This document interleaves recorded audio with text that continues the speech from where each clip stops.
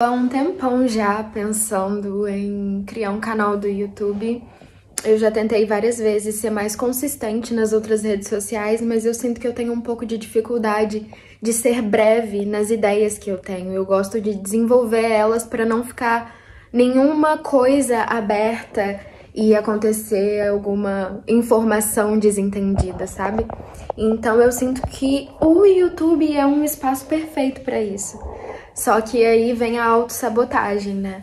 Eu não tenho a câmera perfeita, a iluminação perfeita, eu não tenho o computador para editar, eu não tenho tempo. Então eu cheguei no momento da minha vida em que eu tenho absolutamente tudo em que eu falava que eu precisaria ter primeiro antes de me posicionar, antes de compartilhar mais. Então, o que eu fiz, eu não fiz. Que como alguém que ama estudar sobre a mente humana, pra mim é muito claro a autossabotagem e a quantidade de ego envolvido em estar parada e não fazer o que precisa ser feito. Então, nessa vibe agora de final de ano, o meu desafio pra mim mesma foi parar de me colocar como vítima, parar de me autossabotar, parar de ficar procurando desculpas para não fazer as coisas que precisam ser feitas. Então, se você tá nessa, esse é o meu convite para você nesse próximo ano de 2025. Chega de inventar desculpas. A gente tem tanta tecnologia, tanto acesso à informação e ainda assim parece que isso faz a gente ficar cada vez mais paralisado, né? Eu passei por problemas graves de ansiedade, quase depressão há anos atrás e tem mais ou menos uns 5 anos, 4 anos que eu tenho passado por essa jornada de autoconhecimento, de desenvolvimento pessoal, e apesar de ainda ter pontos na minha vida em que eu não consegui curar 100%, eu sinto o quanto eu evoluí, eu consigo ver o quanto eu mudei, me senti muito orgulhosa de mim mesma. E para eu ter conseguido chegar nesse ponto, eu usei algumas táticas, usei de algumas estratégias, e é um pouco disso que eu vou compartilhar nesse vídeo aqui hoje.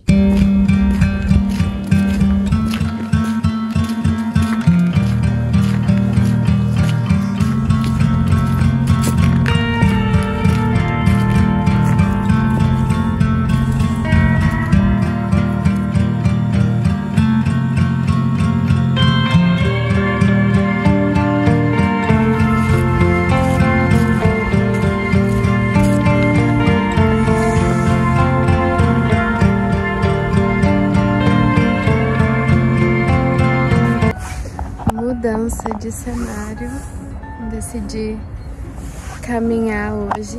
Essa caminhada, inclusive, faz parte do meu novo processo de implementação de uma nova rotina e de novos hábitos. Como eu tava falando na outra parte, eu acho que eu vou tentar manter a mesma linha de raciocínio, eu não tenho certeza de tudo que eu falei. Mas uma das coisas que me ajudou muito no meu processo, no início e até hoje, é anotar tudo que eu preciso fazer em âmbito de curto prazo e longo prazo.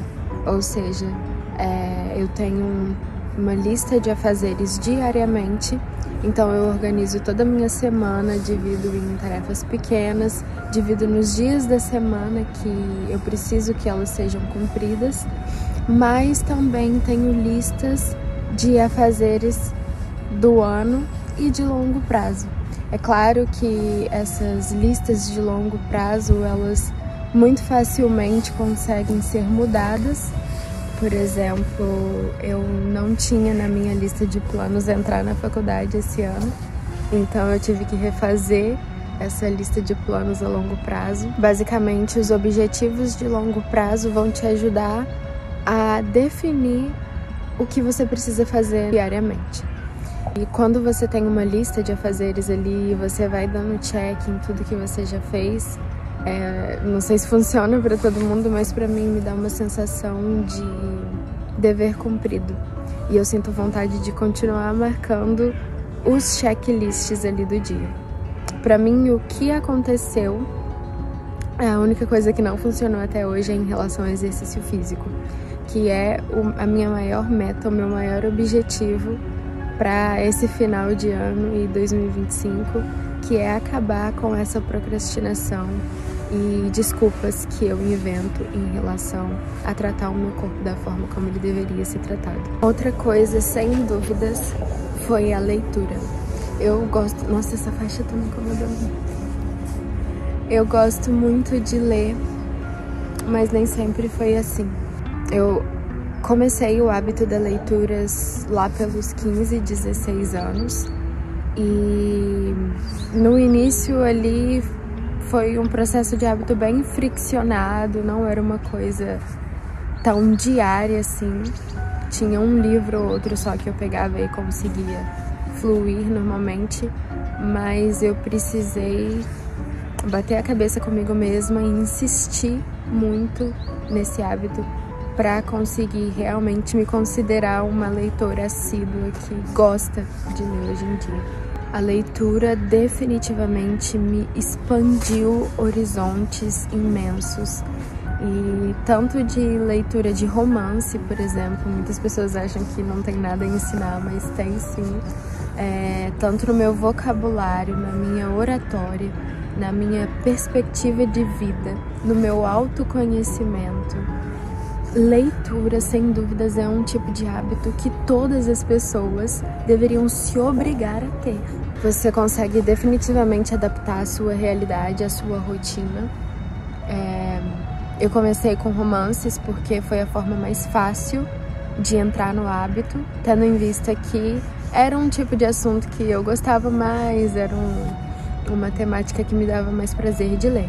Então eu fui partindo para outras áreas de empreendedorismo, de marketing,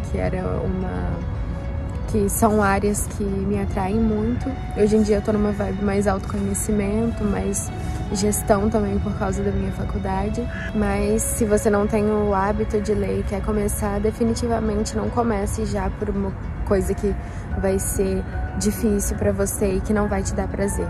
Ao longo do tempo, depois você vai adaptando. Não pense também que você é obrigado a ler um livro por mês, e senão você perdeu e já perdeu a aposta de um livro por mês. Não é assim. Lê o tanto que a sua atenção consegue ficar fixada nas páginas, até porque tem livros que são mais complexos, tem livros que não.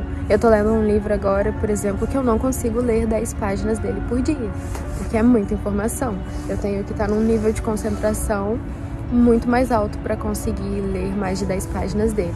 Então também não me cobro, tô lendo ele há quase 2 meses, muita informação boa, então pra mim isso que importa, é absorver o conteúdo que tá no livro, sem me importar exatamente na velocidade que eu tô lendo, ou se é exatamente 10 páginas por dia que eu tô lendo.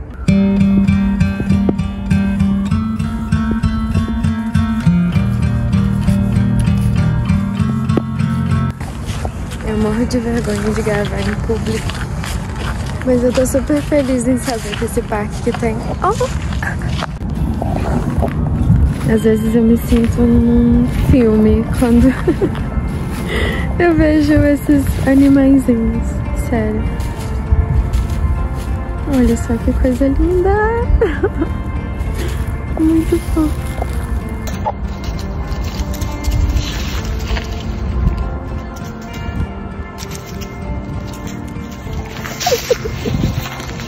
Eu tô morrendo de rir que um deles pulou em mim, eu levei um susto. Eles são tão fofinhos, não fazem nada. Mas eu assustei.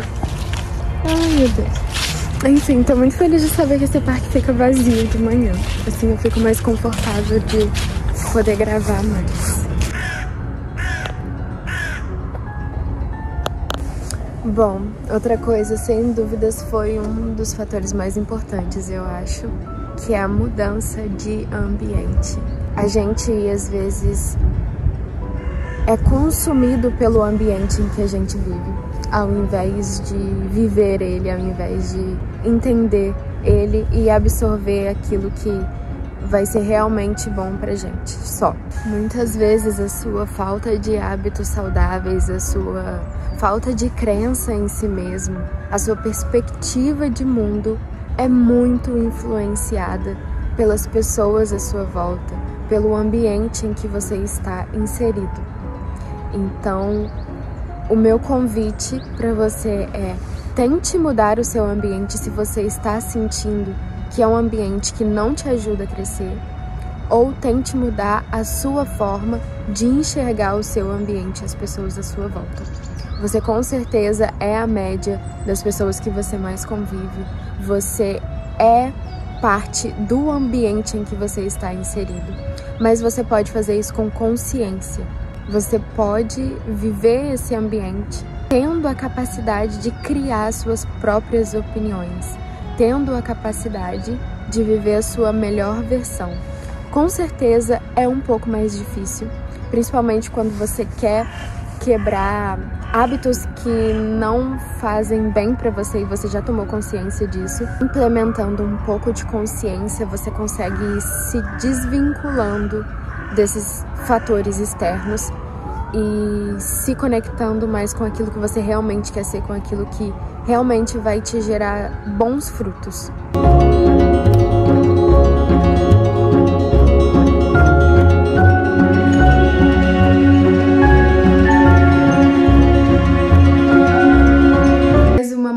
De cenário.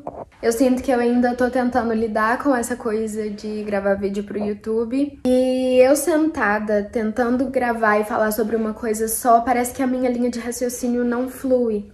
Então, vamos ver se esse formato funciona. O próximo ponto, que é muito importante de ser aplicado, é a eliminação de vícios. Os vícios, eles basicamente controlam a sua vida de alguma forma. Você perde a autonomia sobre a sua própria mente. Porque, afinal das contas, você sabe que não é bom comer doce todo dia. Você sabe que não é bom viver pedindo fast food. Você sabe que não faz bem o cigarro que você fuma, o pornô que você assiste, a quantidade de álcool que você bebe por semana.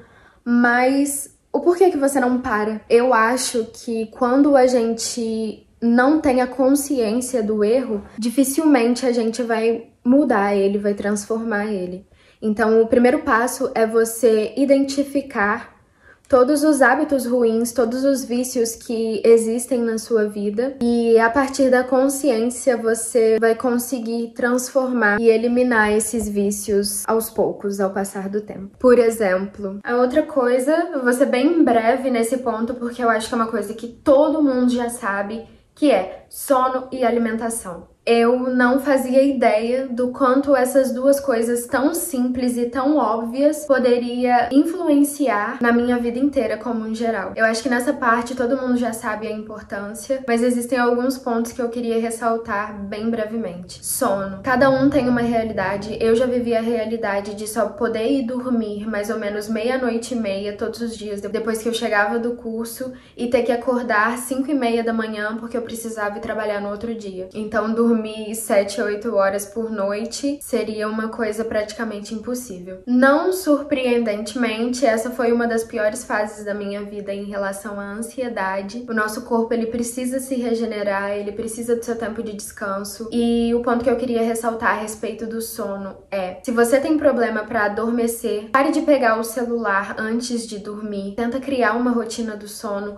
com luzes baixas e tenta visitar algum médico, algum endocrinologista para ver se seria interessante você fazer suplementação com melatonina, por exemplo. E um outro ponto do sono é: dormir 8 horas não é e dormir 1h da manhã e acordar às 9. Se a sua rotina te permite, é dormir entre 9 e 11 horas no máximo e acordar de manhã ali entre 6, 7, 8:30. Você vai ver que o seu dia rende muito mais e dá uma sensação de certo orgulho quando a gente começa a ser mais disciplinado e acaba afetando diversas outras áreas da vida. E a alimentação é você ou se conformar com o básico bem feito, proteína, carboidrato, salada, quantidades boas, frutas ao longo do dia, a menor quantidade possível de industrializados, ou você aprender a ser mais criativo nas suas refeições. Eu notei que tentar fazer algumas coisas um pouco mais saborosas e mais criativas me ajudaram a permanecer numa alimentação saudável. Eu nem sei se pode ser considerada saudável, é tipo uma alimentação normal. Quando eu tava trabalhando também, de segunda a sexta, deixar marmitas congeladas era o ponto-chave da minha alimentação. Eu não abria espaço para gastar com besteira, com fast food, com comida rápida, porque eu tirava 1 ou 2 vezes na semana para preparar a minha comida da semana inteira e aquilo me economizava tempo, dinheiro e me ajudava a ter uma alimentação mais equilibrada. O meu último conselho é para você, se você é cristão, esse sem dúvida foi o principal pilar de tudo que vem acontecendo na minha vida, de todas as partes que foram transformadas, que é uma vida diária com Deus. Eu passei 1 ano e meio num relacionamento à distância com o meu namorado. Foi um tempo desafiador, mas ao mesmo tempo a gente soube lidar muito bem com isso, porque conversar um com o outro era uma das nossas prioridades. Então a gente tinha o nosso horário ali diário para falar sobre o nosso dia, contar o que estava acontecendo, compartilhar os nossos sentimentos. Então, e foi uma fase difícil, mas eu percebo que nós só conseguimos construir a nossa relação, mesmo estando à distância, porque a gente tinha um relacionamento diário, de conversa, de intimidade. E uma vida diária com Deus é mais ou menos isso, é você nutrir esse relacionamento de conversa, de pergunta, de abrir o seu coração, de abrir o seu ouvido, de permitir que ele faça parte das suas vidas e das suas decisões, não uma vez por semana, quando você vai para a igreja, se você vai, mas sim em uma perspectiva diária, de abrir a Bíblia, de fazer o seu devocional. Não importa os tipos de problemas que você está passando, os tipos de vícios ou de erros que você comete, Deus fala que a gente precisa ir do jeito que a gente tá e o resto Ele vai ajudar.